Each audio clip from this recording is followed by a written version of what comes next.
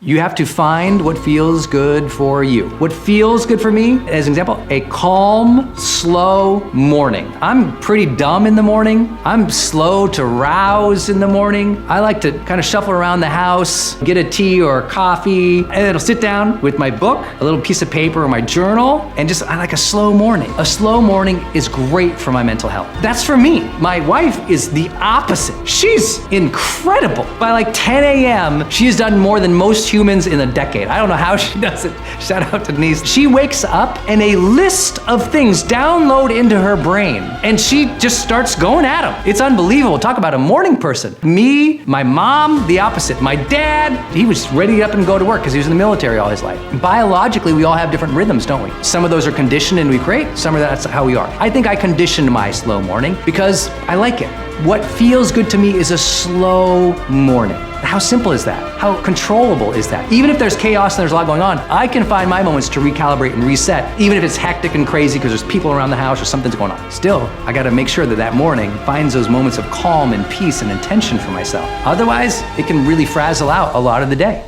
Need motivation? Watch the top 10 of Believe Nation because I love it. Hey, it's Evan Carmichael, and I make these videos because you are probably the most ambitious person in your circle. But you know you're capable of more. And you get that push by surrounding yourself with the best. So today, let's learn from one of the best, Brendon Burchard, and my take on his top 10 routes to success. Enjoy. Rule number 2, demand excellence of yourself. What's my energy vision? How do I really want to feel? How do I want to feel mentally, emotionally, physically, spiritually? That is an energy vision. That's an energy vision. And I had to set that in my life. Most of that came from pain. I was mentally and emotionally exhausted, depressed, suicidal, and I knew I didn't want that. The car accident I had at 19 years old, at a time when I was suicidal, helped me realize I didn't want to die. I just didn't know how to live. It helped me realize I didn't want to feel like that anymore. I just know how to feel better. And that's why I'm here today. That's what got me into personal development. I was a young, dumb kid from Montana who had no idea how to feel better. And I said, you know what? I want to feel better. Rule number 3, practice planning. You know what feels good for me? Planning.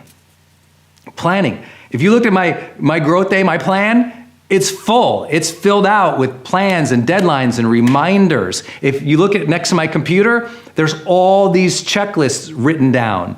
And by the way, I don't naturally do that. I actually don't like planning. I love the mental and emotional effect of planning. Anyone follow that one? Yeah, you guys see, right? That's the difference maker for me. I don't like the act of sitting down and doing it. It's not like I find tons of joy in organizing my life. I just don't. I love the mental clarity, the peace, the progress that comes from making plans. Write down your goals, write down your deadlines, identify your projects, know who you need to reach out to, know who you're waiting on, know what your priorities are of the day. If you need any advice on this in Growth Day, remember, you can go to the Learn section, you can smash the Watch Past Events, and you can watch an entire month of training on productivity. You can go to your courses and watch an entire training on the habit of productivity from the world's the world's largest research study on high performance habits. That high performance habit builder course that you have unlocked in the course section of your app.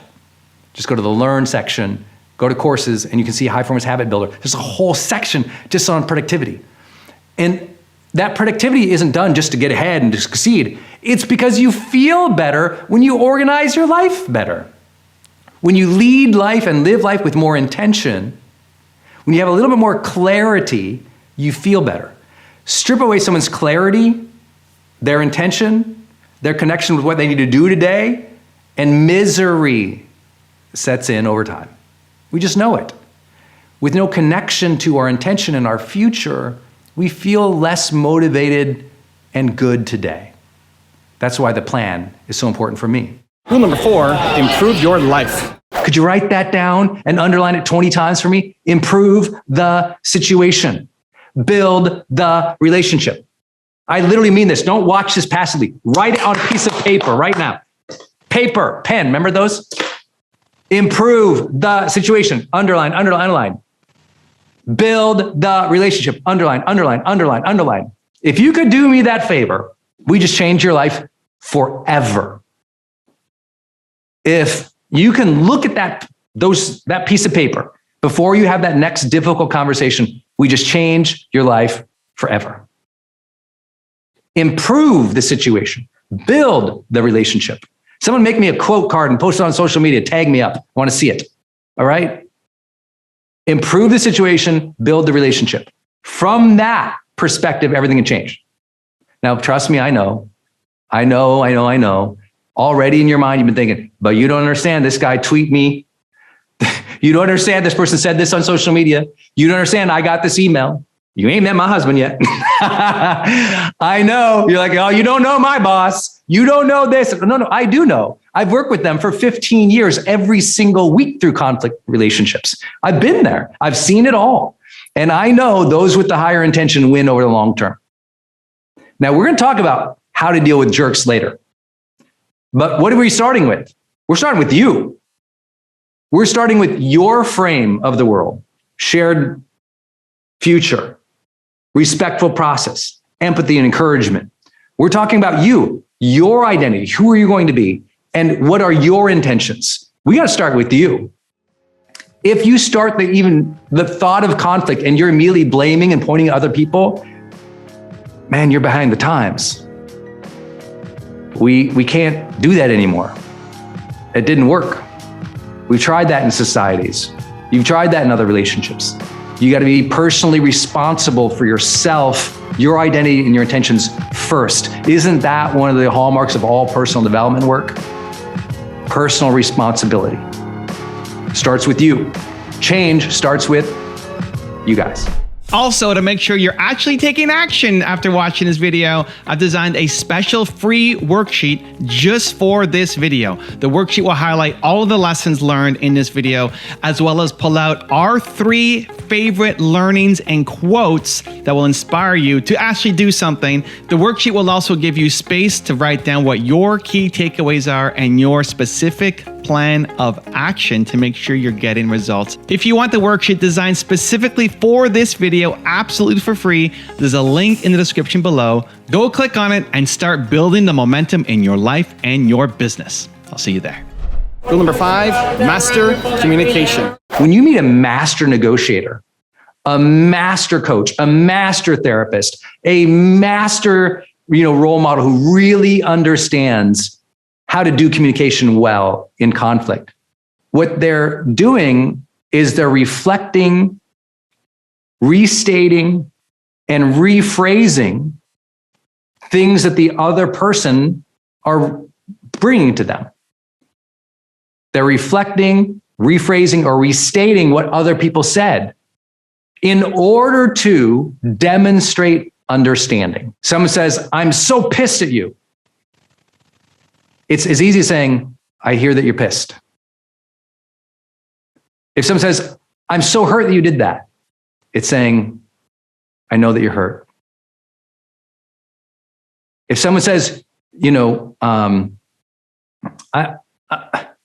I'm so angry, I hear that you're angry. It's just reflecting back the feelings that they are stating to you. And literally use the explicit one, even if you don't agree with it, right? If they say, you're being condescending to me, I hear that you feel I'm being condescending, right? It's as simple as just reflecting the words right back. You don't have to validate. You don't even have to agree. It's just hearing it. It's restating it back to them. It's reflecting it. It says, I'm listening to you. I heard the words that you chose to use, right? And it's reflecting back the feelings. If they don't, a lot of people don't know how to access feelings. Research shows most people only have access to like 3 to 4 words to describe their feelings: happy, mad, sad, and confused. Happy, mad, sad, and confused. Most people don't know how to say any other words than that. They have no emotional training, right? I never did. I had like happy and mad. That's all I grew up with. I was like, happy, mad. That was it. There was no nuance of all the other feelings that we could have. So most people, they might not know how to communicate it. And so if you're sensing it, one way to reflect it is, I'm sensing that you're upset. Is that right? And it's saying, I sense it, and asking to help you gauge the feeling. Or it's just saying, I say it to coaching clients all the time, especially now in this virtual world. I say it on Zoom. And as many of you guys know, my coaching clients pay $1 million a year to work with me. So I'll look at them right on Zoom and say, you know what? Can we take a beat? I'm listening, but I can't quite gauge here through this virtual world what it is you're feeling. Could you describe that to me? I know that sounds so, junior varsity, but I literally say that to CEOs. I say that to Olympians. I say that to my friends, my partners, my spouse. I say it all the time. Hey, can we take a beat here? I'm not sure I'm picking up what it is you're feeling. Can you describe what you're feeling right now? I can't tell. I say that all the time. And now it just opened up the platform for them to express feelings. And that's really important for a lot of people, especially if you're dealing with somebody who doesn't say what they feel, or it's hard to read it on their face. To say, hey, can we take a beat a minute? I can't tell what you're feeling right now. That really can open up the door to better conversation. Rule number 6, get in tune with your emotions. What emotions do you want to feel and experience every day? How do you want your body to feel and move through space? What kind of stamina do you want to have mentally and physically? What kind of endurance do you want in your soul, in your spirit, to be able to show up day after day, even when it's hard and difficult and awful, even when they betrayed you, stole from you, hurt you, so you can still show up and give the energy of love? How is that for an energetic vision? Where is love in your vision? Where is the vibrancy behind that love? Where is the ability to project, demonstrate, or envelop others in a spiritual kindness, compassion, love, empathy? This is part of your energetic vision, isn't it? Energy, mentally, emotionally, physically, spiritually. And if you have no vision for that, you'll just show up. That's it. You'll just show up. And if you just show up by default in this world today, what that means is you'll be surrounded by 50 bags of potato chips and all the comforts and ease that the world affords us, and your health will go to hell. And I really, truly believe it is by having an energetic vision and then living in alignment to that, demanding of ourselves to live in alignment to that. I'll give you an example. I'm somebody who, obviously my energy is really important to me, and it's super hard. There's days and stresses and difficulties that it's so hard to, quote unquote, be me, right? With the expectations the world has, it's just like intense. And some days I deal with it well, some days I don't. But if you follow me around for a month, you're like, look at all these things this guy does to care for his health. Rule number 7, build positive relationships. I am a person who builds positive relationships. Imagine you've got to go have that difficult conversation at work with that underperforming employee. There they are in the glass conference room cube, and you know you have to go in there and deliver some truthful feedback that they're underperforming. If your mindset is, this person sucks, I hate them, how are you going to treat them? If your intention is, I need to get this person to change or I'm going to fire them, how are you going to treat them? But if the intention is, I'm a person who builds positive relationships. Okay, stepping into this conversation from that truth. I want to be a role model.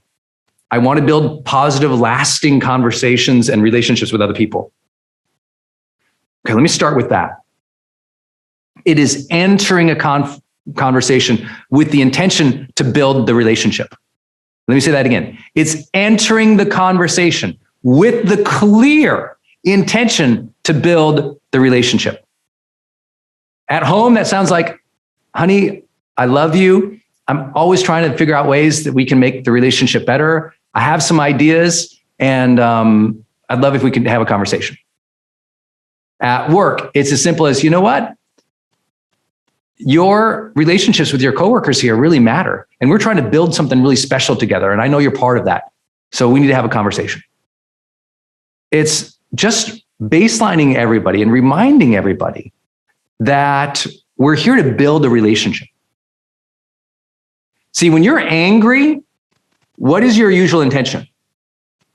I'm here to end this relationship. F this person. They're out. And now from that frame, from that intention, how do you treat people? My intention is to fire this underperforming jerk. Okay, you're going to have a very different conversation. Intention is the very thing that will change you for the rest of your life. I know many of you heard me talk about my experiences with Oprah Winfrey and the blessing of doing some courses with her and her network, and really learning a lot from her. And one thing I was always amazed by, when she starts any meeting, she always asks, what's our intention for this meeting? Rule number 8, develop new interests. I learned this in mediation training and certification. This one really changed my life. It said, most people, they're arguing about several pieces of content, right?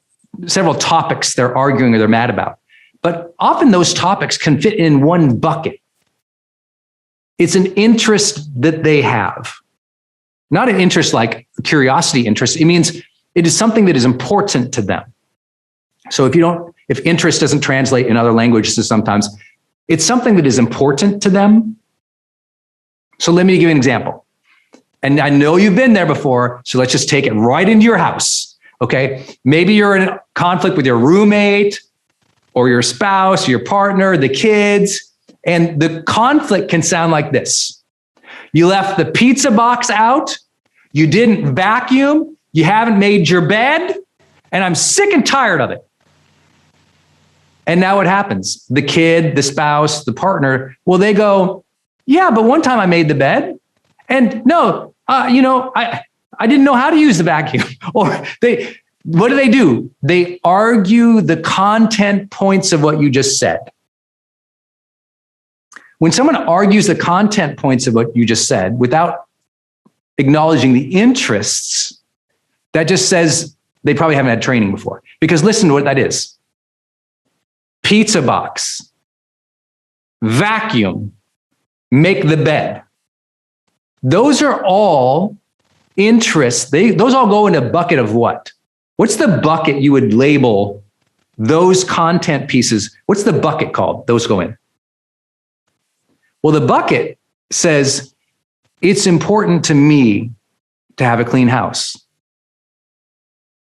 They just didn't know how to say that. It's important for me to have a clean house, and important to me to have support in making that happen. Important for me to know that you know that's important to me and to help me out. It makes me feel safer, happier, more relaxed in my house when things have a little more order. But they don't know how to say that. So good listeners listen through the content for what's important to them. So instead of saying, well, I do clean sometimes, you go, you know, honey, I hear it's important for you to have the house cleaner. Notice, I didn't have to agree. I'm not talking about all the points. It's just acknowledging the overall interest. If you really want to earn points, you'd say, honey, I hear that, and I recognize it's important for you to have a little more orderliness around the house and a little more help. Is that right? Is that what you're saying? Is that right? Is that what you are saying? So if you reflect back the perceived interest, and then you say, is that right? Is that what you're saying? Am I getting that right? And you stay open. What ends up happening is usually they say yes, or they go, no, what I'm trying to say, and then they'll share what's really important. Most people have only learned to argue about the little points, so they don't know how to make the big point. If you help them go to the big point called interests and have that conversation, up there, most people can agree. On the little things here, we might fight about. So let's start up there. Does that make sense to everybody? It's interests versus just the content or the complaints. And as soon as we can get there and we reflect back to that, now they feel heard. And they feel heard at the macro, which makes them feel understood as a person, not just heard or complied with at the micro, which even if they think they want that, they'll appreciate this one more. Rule number 9, allow yourself to feel. Some of the best celebrations you'll ever have is if you just sit with something for a minute, take it in. I was with a friend recently who bought a new house, and they had this great back porch, and they were showing me the new house. And we were walking around the new house, and we're going to do this, and we're going to do that. They're talking about all the remodels and stuff they were going to do. We're going to do this, and we're going to do this, and this is going to happen, this is going to happen, this is going to happen. We went back to the back porch, and they were just kind of showing around, and they were, and we're going to do this in the yard. I said, come over here. I said, what are you doing? I said, come here. And I had them sit down on the steps of the back porch. I said, look at all this. I bet this was a dream of yours once, to have a house like this. Oh yeah, it was. Tell me about that. And he shared about his journey of the house he grew up in, which most of you and I would call a shack. And he told the story of how he had, paid for himself, the first member of his family to go to school, first member of his family to get like a big job, first member of his family to give back to his community, first member of his family to have a house like that. And he was in that moment of just sharing everything he's going to do. And I just made him sit down and integrate it, take it in. And so I said, literally, hey, let's just sit here for a minute. Just take this in. This is a big win for you in your life. You should celebrate this. Just take it in. And if you ever hung out with me, I do this a lot. I'm going to make you stop all the moments. We're just going to take it in. If we have a big breakthrough together, we're going to sit together. We're going to take it in. If if I'm out with my friends or my family, it's like we're going to take that moment. We're going to find a moment. Just take it in. You got to integrate it. Take it in. Allow yourself to feel. Otherwise, you'll never feel fulfilled. And rule number 10, the last one before some very special bonus clips, is maintain a healthy diet. I would be a person who, my natural tendency would give me all the potato chips. Give me all the pizza. Give me all the bad food 24/7.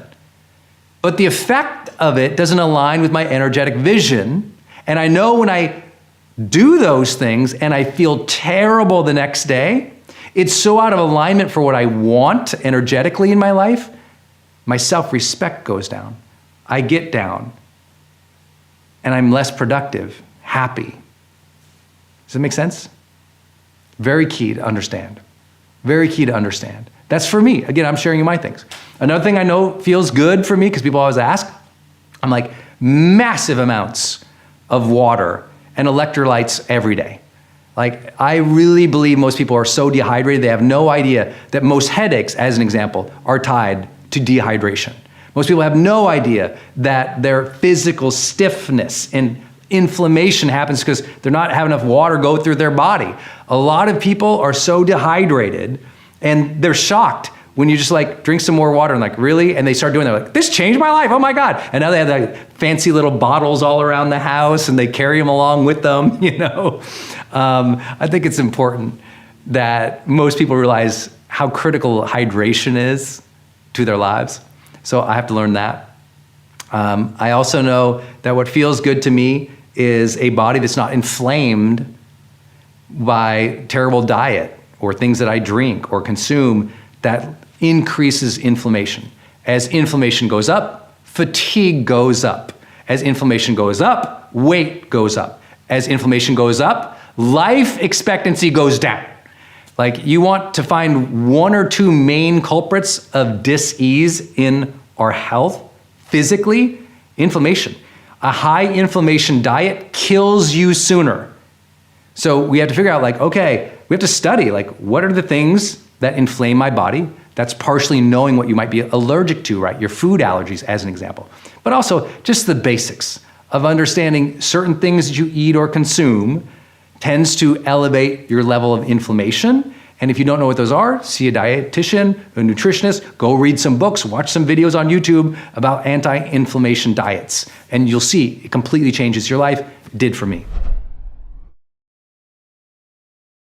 You want to feel potential? You want to feel purpose? It comes from acts of service, acts of compassion, kindness, generosity with the people around you. Are you providing great service as a husband, a wife, a role model, a team leader? Service as in servant leadership. Service as in generosity. Service as in doing a good job with heart and soul. That's what we mean by service. My short answer is, I hope that a lot of what you do in life feels like you're doing it from a generous, soulful place. A generous, soulful place. If you're a mom and you are generous and soulful with your kids, good job. If you're a leader of a big company and a mom and you're doing it from a generous and a soulful place, good job. If you're a volunteer and you do it from a generous and soulful place, good job. If you're trying to lead a team and you've had the guts to ask, how do I do this well? You've probably read about servant leadership and Robert Greenleaf's work in servant leadership. You go, oh, okay. The servant kind of leads from the back. The servant is the guide by the side, not the person pushing with the stick. The servant has heart and soul because they have compassion and empathy for others. And boy, do I think we need to develop this, because we've gone from a service mindset at one part of last century to a selfie, narcissistic culture that has forgot others and literally passes people struggling by on the road like they're pieces of trash. And that's where we're at as a society. And it's going to be the volunteers and the leaders and the servant leaders who are going to change this world. And I hope that's you. And I give you a round of applause if you are that person who's generous and showing up for people and giving your best to your kids and to your team and your fellow members. Very few people do that, and that you do that. I honor you and I thank you for that. It's much, much needed. It's more needed now than any time I've ever seen. This moment that we're experiencing in life, the reason a lot of people are feeling so lacking in purpose is because there's so much negativity in the environment. There's so much narcissism in the environment. We're, completely bombarded and scrolling by all these acts of selfie culture and narcissism, and so few demonstrations of beauty, of humanity, of genuine moments where someone takes a beat out of their day to help somebody or to be with somebody. And when you're willing to do that, part of purpose is sensing a mission larger than yourself. You have to teach your mind to honor the struggle. You have to teach your mind. Every day you're getting discouraged. And instead of saying, well, I guess I'll quit, I suck, this is no good, it's never going to happen, you have to take control of the self-talk and honor the struggle. Like literally tell your mind how to deal with the process. Tell your mind, no. This process, this hardship, this struggle, it's part of conditioning me to be ready for the dream, to succeed. This part of the struggle that I hate right now, it's developing character, it's making me force it, it's helping me challenge, it's making me grow. In other words, anticipate the fire, anticipate the difficulty, anticipate that it's gonna suck, anticipate the days that you just don't like it. I'm a high performance coach, so I'm blessed to work with some of the most literally extraordinary people in the world. And some of my favorite clients in the past have been working with the US military. And, it's like, if you ever heard that Green Beret conversation where they use this phrase, embrace the suck, right? Army Special Forces will say like, embrace the suck. Like, yeah, this sucks, but it makes us awesome. Like, let's dig in, let's get better, let's skill up, let's use this to build our character, our strengths, our skills, our ability to win in the future. So all the things that suck right now, you're like, oh my God, I can't figure this out. It's gonna make you better. And I don't mean this just philosophically. Let me give you an example. At the very beginning of my writing career, I went completely broke. I mean, totally broke, totally bankrupt, like literally nothing, wiped out, clean, because I didn't know how to do it. I didn't know how to write a book. I didn't know how to make money. I didn't know how to promote it. Just completely wiped out, 100%. And I mean, to the point where it's like, I couldn't even have credit cards, so they'd gone into bankruptcy, so they took the credit cards. I had no credit, nothing. I had a debit card and no money on it, you know? And it was like the worst time. And I remember I'm going through this and I'm like, and I want to be like a personal development guy. I want to be a life coach. I want to be a high performance coach one day. I want to inspire people and I can't afford a burrito. I was like, it was miserable. But I was like, no, this is going to teach you to be frugal. This is going to teach you to manage cash. This is going to teach you to be resourceful. When everybody else has fancy stuff, you're going to outperform them with stuff that isn't as great. I'm going to learn to be a resourceful human and prioritize being innovative and creative versus just having all this stuff. So I didn't have the fancy cameras. I borrowed a 3-legged table from my mom from the sewing room, you know, and I would just like type on that. I borrowed a laptop from somebody to write my book. I was just like, you know, pinching every penny and dime to afford rent. And then when I couldn't afford rent, I had to move in with my girlfriend and you know, I had to ask friends for help and support. And it was so humbling. And notice I said humbling. I didn't say embarrassing.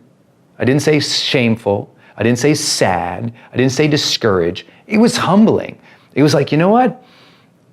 People who get success, they earn that. Right now, I'm earning it.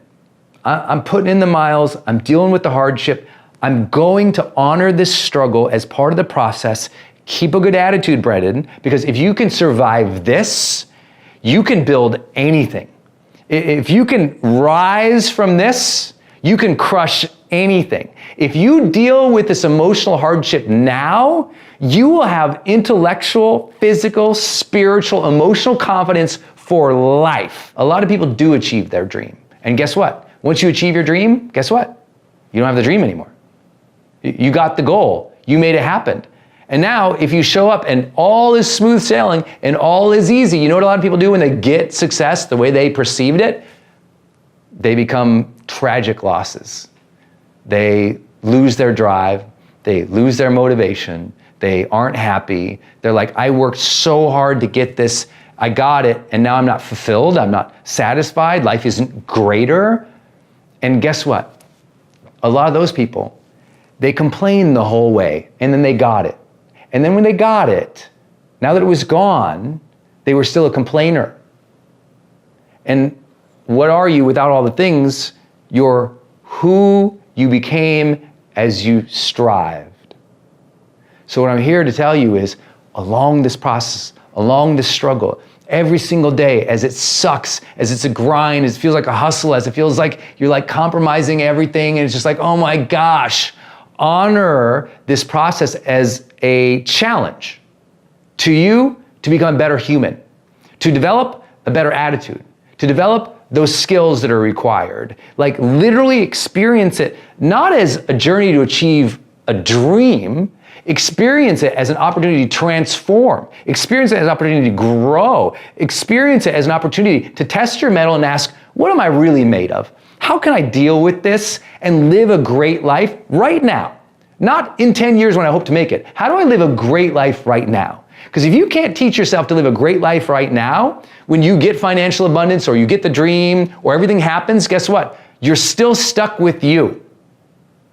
And if you can't teach yourself to be satisfied, joy-filled, emotionally connected, happy, fulfilled now, I'm here to tell you, after coaching literally the most impressive people on the planet, people who are on covers of magazines, spiritual leaders, presidents of the United States, having the experience of working at the top echelons of every organization at the top levels, I can tell you that there's a lot of people who do get the dream. And because they weren't patient and they didn't develop themselves along the way, they hurried into it, they complained and crashed and grinded into it. They get there, they compromise their integrity, they compromise their health. They never taught themselves to be happy. So they got everything and they're still unhappy. And you're like, you have everything, how are you unhappy? It's because they never taught themselves along the journey to honor it and to use it as a training ground for being their best selves every day. Please remember, anytime you have a frustration or a conflict or an argument with another person, please remember you are dealing with a trauma survivor. Please remember you are living with a trauma survivor. Please remember you are working with trauma survivors. You yourself have survived traumas and struggles, unfortunate incidents, brutalities, difficulties, awful situations in your life. You survived them. You're still here. You're still working through. You're still showing up. You're still working on yourself. If you can put the humanity in the other person and realize they have also struggled and, more importantly, survived traumas, this will allow you to now be more compassionate, empathetic, patient, and understanding. Because raise your hand if you think sometimes you're in a conflict with your spouse, your partner, or someone at work, and they might be acting out from old triggers and traumas. Raise your hand, right? You think you're fighting about the vacuum cleaner. They're fighting about something that happened in the 5th grade to them. Raise your hand if you know what I'm talking about. The person you're dealing with in that moment, we always teach like freshmen in college about conflict. You're not actually there in the moment with that person. One of you is probably in high school or in elementary school. You're in a situation or a moment in your past that's being triggered to bring up all these emotions, and you're acting out from the emotion. That's usually unconscious for most people. Isn't it true? The more therapy work, the more coaching, the more perspective, the more self-improvement, the more healing you do, the more you're aware of those things coming up, and they will come up, as we'll talk about in my next point. But if it's true that something's come up for you and it's uncontrollable or it's upsetting, it's happening for the other person too. I had a great interaction with the person at work one time that I learned a lot. I was very much, I know this is really hard to understand, but I was productivity Brendon. You know, I was like, man, I was getting stuff done. It's hard to keep up with me. I'm like, I schedule it, I show up, I deliver it. I schedule it, I show up, I deliver it. And I do it with a positive mindset, and I'm going to make it happen. Like that was really, really strong in who I was in my 20s, right? And I remember having this conversation and, well, there's no better way to say it. I was a kind of a condescending jerk to somebody at work. I was not nice to this person at work. Early 20s, probably, just starting my career in consulting. And a partner at the company saw the interaction and she pulled me aside and she asked a question that changed my life. She said, Brendon, if you knew that person was dying, how would you have handled that situation? And I was like, whoa. I mean, it was like, I literally went into tears. Like immediately the second she saw it, she said that. Immediately went into tears. It was like, whoa. Now let me ask you that. Think about the last argument or conflict you had. What if that person was sick? What if that person was hurt? What if that person was dying? Trust me, I know how the pessimists and the people who don't like personal development would receive this conversation right now. Oh, Brendon, here he goes. I get it. Trust me, you're not the first persons I've trained on this topic. Oh yeah, sure, Brendon. Now I'm supposed to, every time I think about having an argument, think about they're going to die. Sure, it's practical. Maybe it's not practical, but maybe it's spiritual. And I say that because there's not a single person you're talking to who isn't dying. Not a one. You won't meet a person your entire life who isn't dying. That's what we call in our work mortality motivation. When we can see humans as mortal, when we can realize it's a short stint for all of us on this planet, everything can shift a little bit. You want to feel more meaning and fulfillment in your life? Think about life more. Read some philosophy. Read some great biographies of people who did great things. Expand your vision. And as soon as you expand your vision, there's a different sense of, I would say, emotion and motion in life. Expand that vision again. Open up that ambition again. Now, most people don't do that because, well, you don't understand, Brendon. I got disappointed. I failed. They don't believe in me.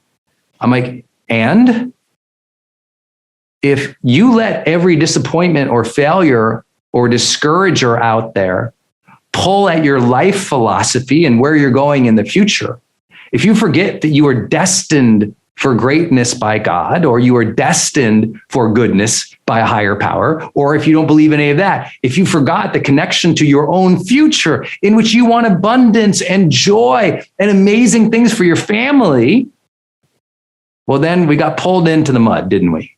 If you don't feel this day, it's very likely tomorrow you're going to be like, I don't feel purpose. And you forgot that feeling the moments of life, that's presence, is part of purpose. And to feel them even more, you bring in intention to it, right? To feel the day, you have to have the intention to feel the day, right? Intention precedes feeling. But most people don't know that. They have a feeling, then set an intention. I don't like this feeling, I'm going to change. But when you become more conscious, you say, oh, I'm going to enter this next situation intentional. It asks, what is it that I would love to experience or make happen in this next moment? Oh, I'm going to go play with the kids, or I'm going to go teach my kids math. Okay, I'm going to go teach my kids math. Let me not just show up, plop the book down, look at them and go, what are we doing? But instead, you say to yourself, okay, I'm about to go teach my kid math. How would I like to do that as a parent? How would I like to show up? What would I like that learning experience to feel like between us? Father and son, mother and daughter. What do I want that to feel like? Even if they don't learn well today, what do I want the end of our learning session to feel like for them? What association do I want them to create with learning math today? Now notice, that took me, I think I clocked it right, just under 30 seconds to ask those questions of myself. Intentional living doesn't take that much longer. It's like a beat before going into the situation. Let me take a second here to enter the situation more intentionally. That is the process of bringing purpose to a situation. Right now I'm using and replacing the word intention with purpose for a specific reason, because people get all lost in airy fairyland when they talk about purpose. But ultimately, purpose looks a lot like daily intention. And the more daily intention you have, research shows the more you say you have a purposeful life. Notice, it doesn't say you earn more, built more, did more. it says the more daily intention you have, the more you sense your life is purposeful. You know the old days, like in the 80s and 90s, maybe you don't know the 80s and 90s, I don't know how old you are, but in the 80s and 90s was very big, like put your values in words up on the walls all around your office. It was like integrity, as if any company didn't have that as a value, but let's integrity, right? Or you'd have another one over here of just like love, or like one singular word, excellence. And it was all over the place. And then there was a big poster with an eagle flying and a motivational quote from Les Brown or something, right? You remember those? Like that was really exciting times and people loved all that stuff. And that's all really good. But the issue with it is people don't own it and live it because you're not naming those things as things that we do versus just cold words on a wall. And so you have to take all of your values and say, what do we do here that makes us unique or good? And so like if you have values in your mind that you want all your people to have, write all those values down as a list, but then write them in a way that really defines what those values are as things that you do. So for example, when I share with my team, when I'm onboarding, I share these 4 things. I say, okay, these are what make us unique and special. This is what we do here as a culture.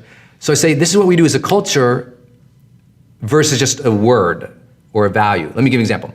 Like first one, we challenge ourselves. That embodies almost everything that is important to me in this brand, in this business. We challenge ourselves. That's something that we do, right? We challenge ourselves. And so when people turn something in, did you challenge yourself on that?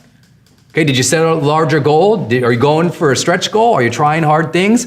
Did you challenge yourself with what you're submitting here, right? We want to always challenge ourselves to develop deeper skills, better abilities, better ways to contribute. So we challenge ourselves here. We're going to push, and that also allows an understanding like we're going to challenge you, because it's not challenge yourself, it's we challenge ourselves. I'm going to challenge you, I'm going to challenge you, you're going to challenge you, you're going to challenge you, you're going to challenge me.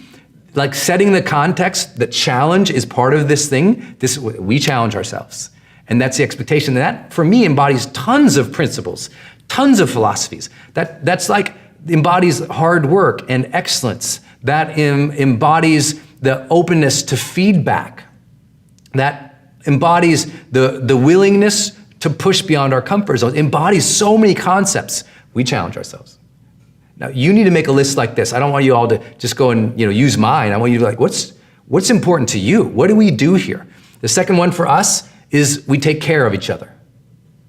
That's a huge one. I've been in other companies where they say we treat each other like family, or we care for each other like family. Whatever it is, it's like we just say we take care of each other, and that embodies that we're attentive, we're present with each other, we know each other's story, we know what's going on in each other's lives.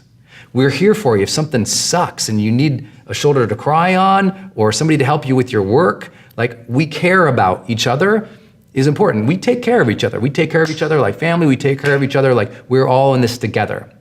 And that embodies openness. That embodies the willingness for feedback. That embodies the support. That embodies compassion and empathy and kindness. I don't have to put empathy on a friggin' billboard in the office. I go, we take care of each other. And that embodies that word. Does that make sense?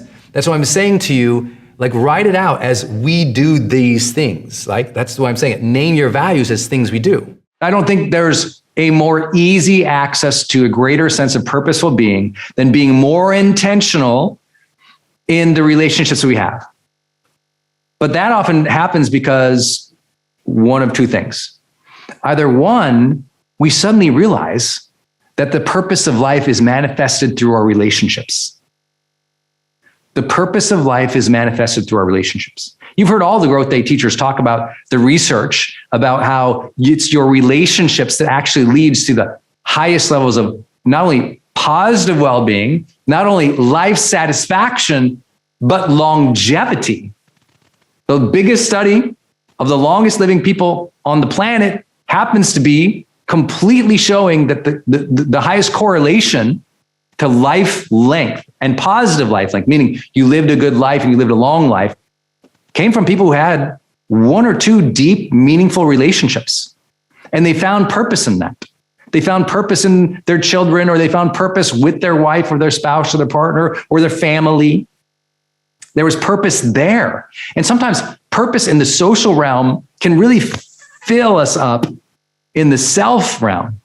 So for those of you who are struggling with yourself, know that maybe deepen some of those relationships around you. Reminder to all of you, if you're struggling in any relationships in your life, that is, as a Growth Day Pro member, when you click the Learn section and you watch past events under the live events section, you'll be able to see an entire month's training that you can sort by on relationships. And I think that's a really important call out here. We've got, I taught relationships for 2 hours there. Jenna Kutcher did, Koya Webb did, Anthony Trucks did, all 8 of our teachers or so taught an hour on how they have learned about relationships from research or their coaching or teaching practice and what they do in their own life to develop those relationships. The first big gate of personal development that I believe everybody goes through in their own journey to maturity, happiness, fulfillment, aliveness, connection with others, ultimate life satisfaction, that first gate of awareness the first gate of personal change is awareness.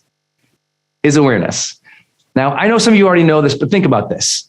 In any given moment, we can be aware of our feelings, of our environment, of how our emotions are affecting our minds, of our decision-making, of our surroundings, of God, of universe, of connection to this very moment.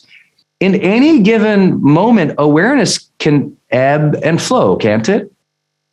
And sometimes in your life, I know some of you feel this way, you're going so fast. There's so much on your plate. You're so busy at home and at work. Everything's going 90 miles an hour. And it's like, it feels like you're so torn from happiness or torn from the moment that you don't feel connected. And that is when awareness is sort of out the door. And that's why in the last decade, the topic of mindfulness, went from sort of a subtle art to like a societal need.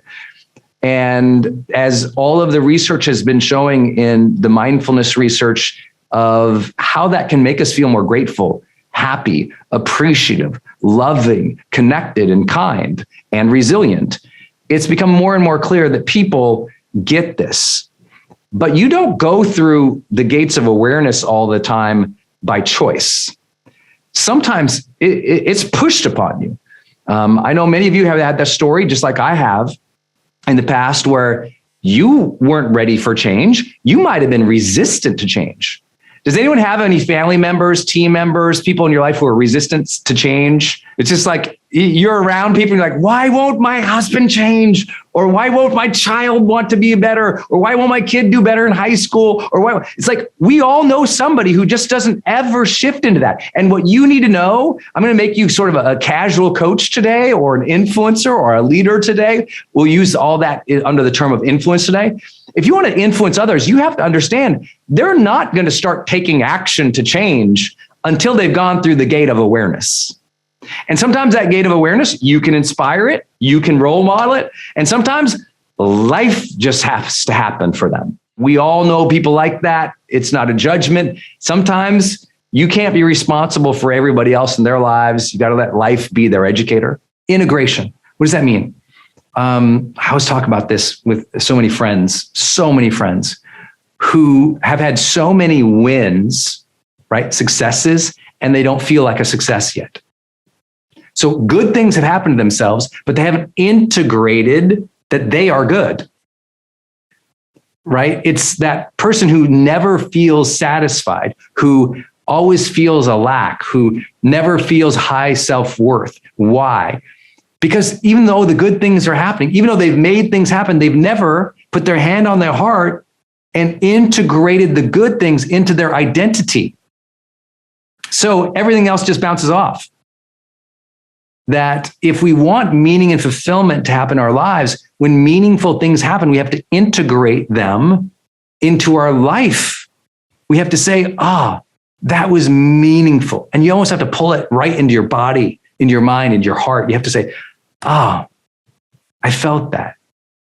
You know, it's like I was recently at a wedding, and it was funny to see how different people participate and see and experience weddings.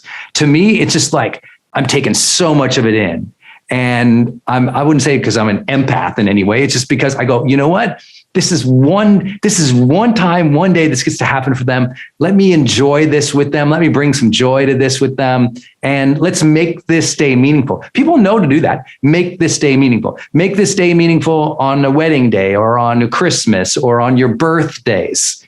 And then the rest of the days of the year just blur on by. Well, I think that first you have to choose to make it meaningful. That's what we do at weddings, right? But then you also have to stop and feel it and integrate it. I had a great mentor of mine when she found out I was getting married. She said, Brendon, here's what I want you to do. At your wedding, on your wedding day, after the ceremony, I want to make sure that you pull aside your bride, Denise, 3 different times and make a meaningful moment with her and really integrate it into your memory and into your heart. It's the best piece of advice I got ever about my wedding day. It was like, right, make a moment, feel it, and really integrate. Take a moment to pause and take in life. Your newborn is finally starting to walk. Those are the moments where you take that in and you just pull it in. You integrate that into your life as a meaningful moment. But a lot of people don't take that same idea when they have successes in life. Good things happen. And so even though they have all the reasons in the world to be fulfilled, they don't feel fulfilled because they've never stacked or integrated all those good wins. They haven't taken a moment to think about them and to feel them and to be grateful for them. In relationships, repair is resilience. Repair is resilience in a relationship. What do I mean by that? Well, we think of like perseverance in terms of resilience. I'm like, no. In relationships, it's repair. The ability to repair conflict after it happens, to say I'm sorry, to apologize, to accept apologies, to fix the situation or understand like this happened. We didn't want that to happen. Let's try this next time. And allowing the ego to fade out of that, to be able to say I'm sorry, to be able to say I was wrong, to be able to say you're right, to be able to say, you know what, we didn't want that together, without the hatred or the blame is everything. Denise said this morning, she says, it's so important to apologize, for the other to accept that apology, and for the two of you to decide to move on. I love that, right?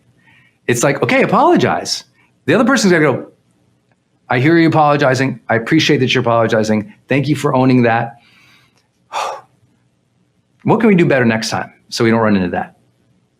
And moving it from problem focused to solution focused, moving it from blame and upset to the next thing. That's so important. That's what I mean by repair. People have to learn how to repair when they mess up together. And you have to anticipate, we're all going to mess up together, right? I mess up all the time, but I'm so, personally, in all areas of my life, but I'm the first to apologize. Oh, I didn't see that. I didn't anticipate that. I'm sorry that happened. Oh, I see where you're coming from. Okay, got it, understood. And it's like that repair, like intrigue, maybe it's because I'm a people pleaser. I want everyone to feel good after an argument, like right away. I'm not a stewer. I can't remember anything negative that happened last week. You have to learn to practice presence. Practice presence. Being here, fully, in the moment, alive, vibrant, or at least attentive, right? Snapping your brain out of that reactive, like, go with the flow mode to no, and being here. That oldest advice in all of personal development about presence and awareness, about being with the flow, about being in the moment. There's every spiritual tradition has taught it as being central to human happiness and connection. This has been stolen from us because of this. I really believe, I'm stunned when I hang out with people that they can't be present for 3 minutes. without wanting to scroll through something. I mean, they can't be, I mean, even 4 or 5 minutes, they can't do it anymore because they have trained themselves with millions of swipes to be not present. And I believe that meaning and fulfillment, they become too fleeting when we haven't learned to be really present. And I think that's important. Learning to be really fully present and pulling that from ourselves. There's plenty of times, I mean, if you saw my schedule, you're like, how do you get present? I'm like, I've trained myself. Otherwise, I can just be pulled in the next thing. There's always a million things going on around me, and I have to learn to just zoom right in and be here with you. You have to teach yourself to do that too. Because the more days that blur by, the less sense of meaning or fulfillment you have. You can be busy, but the days don't blur by, right? I'm incredibly busy. I'm actually, this last 2 years, I can't believe how busy we got. But during that time, present. Forcing myself each day to get present so I can recognize and appreciate those little moments. So I can create the connection with other people. So that I can sense that spiritual aliveness of being here now versus hoping one day to arrive to something. And that practice of cultivating presence, of, I would say, and I know people don't like when I use this phrase, but demanding presence. I demand of myself to be present. Because I know when I'm not, I'm like, Brendon, get present. Okay. So I might bounce in place, take 10 deep breaths just to reset my brain and my body. Whew. And that 10 deep, maybe you do it right now with me. Just stand up wherever you're at, bounce in place a little bit, take 10 deep breaths. Recenter yourself to the moment and keep going. And that way you can observe life. Many people, they'll work their whole career, then they'll retire, and then they'll retire, and they'll finally be like, oh, wow, look at the color of the trees. This is amazing. Wow, life looks pretty good. And they didn't even see it for 5, 6 years. They missed all of it. Even though they were amidst all of it, they just missed it. You have to teach yourself to be with it, to be here. Meaning and fulfillment is so much, as much as we can define it and have a destiny mindset, we can feel it. Like I do it for, like, if I have a great dinner with Denise, like things go great, we just have a nice conversation, I'll walk away and I might be like putting things away and just literally think in my mind, what a blessing. God, I've made it. Thank you so much for this blessing to be here with my wife. What a great day. What an amazing moment we just had. You know what? Years later, I'm going to cherish that dinner. Simple as that. It's what we say to ourselves in the minute and after the minute that really defines how we feel over the long term. Isn't it true? I mean, the little moments, if you can celebrate them, be there for them, give thanks for them. I believe the more you give thanks for the moments in your life, the more meaning you find. The more you give thanks for the moments in your life, the more you feel fulfilled. Even if you feel years away, even if the next big thing is out there, it's okay. Right now, you're feeling it. That's what presence is. It's about feeling the day more. You hear me teach this now for 20 years. It's like you have to learn to feel life. If we don't feel it, then what's it about? And you're not just going to suddenly one day feel it, because you drank a bunch of coffee. Maybe you are, but you're gonna imagine me on caffeine. One day you're gonna teach yourself to feel the day and feel the moments more. You're gonna observe more. You're gonna breathe more. You're gonna have more intention. And as you learn to feel the day, when someone says, "Hey, do you feel fulfilled about your life?" You're like, "I do," because you are filling life with presence. When you fill life with presence, you feel fulfilled. It takes an active participation on your point. You're not just going to show up one day and feel fulfilled. You have to fill the day with those senses of gratitude and meaning and really, I would say, connection. If you don't do that, I promise the days just blur by. And the more they blur by, the more you just stack on everybody else's reactions, needs, desires, drives, distractions, their meaning. And one day you show up and you're just you're really just a bag of everyone else's intentions and needs and drives and labels and meanings. And in that place, you're not autonomous. In that place, you don't get to experience that individual sense of meaning and fulfillment we've talked about from the very beginning, because you didn't take the time to define it consistently enough.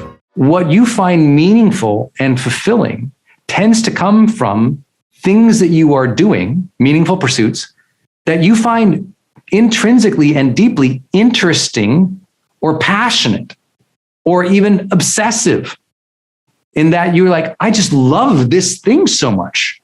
And the more that you love something, the more that you tend to find it to be fulfilling.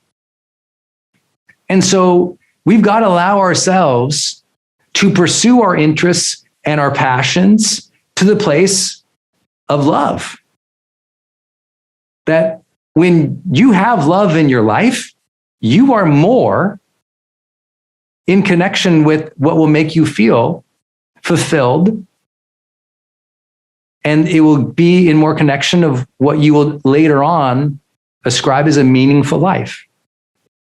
I never met a person in all my years of researching personal development, reading all the great biographies, being with psychologists and sociologists and psychiatrists, and being with people in hospice at the end of their life. Never met a single person to talk about, think about, write about, research, or experience a meaningful life absent of love. Not a single, never done it. I haven't read a spiritual text that love wasn't the center of what humankind's meaning is. I've never read any research that has found a happy person who didn't have deep, meaningful, connected, and loving relationships.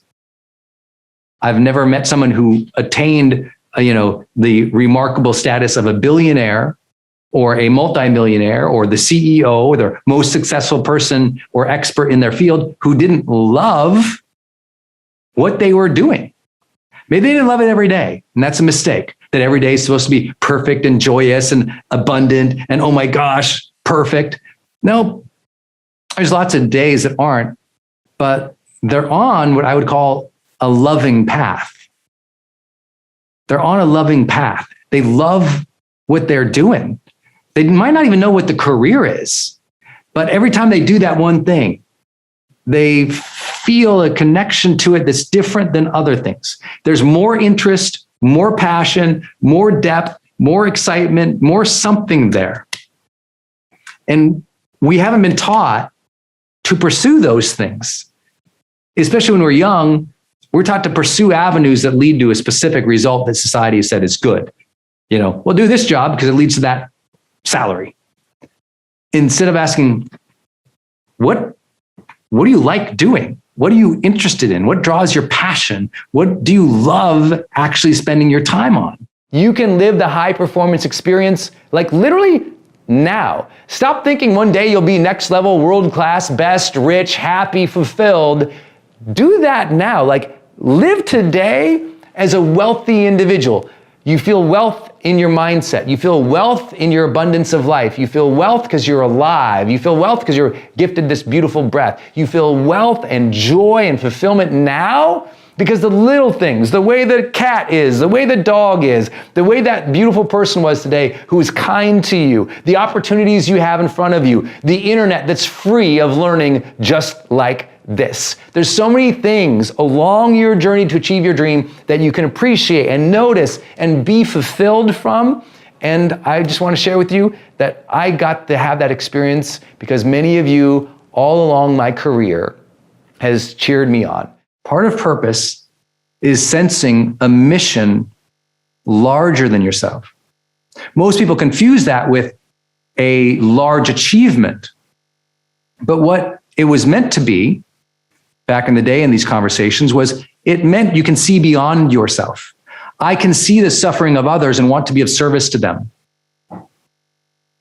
I can see the suffering of others and want to be of service to them. Where that means your angry child, or that means the neighbor who's struggling, or your friend who just lost her husband. It means I can see beyond myself, my immediate selfish, impulsive needs, and I can be with someone. I can sit with someone. I can listen to somebody. I can empathize with somebody. Too often we think of service as like donation.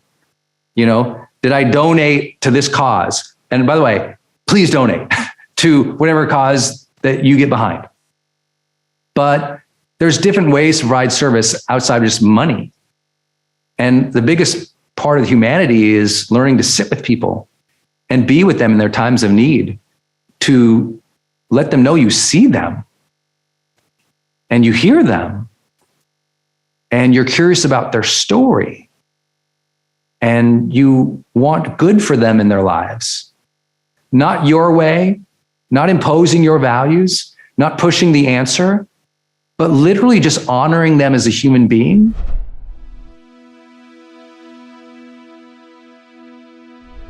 Because you made it this far in a video, I want to celebrate you. Most people start and don't finish. Most people never actually follow through. Most people say they want something, but they don't ever do the work to actually get it. But you are different.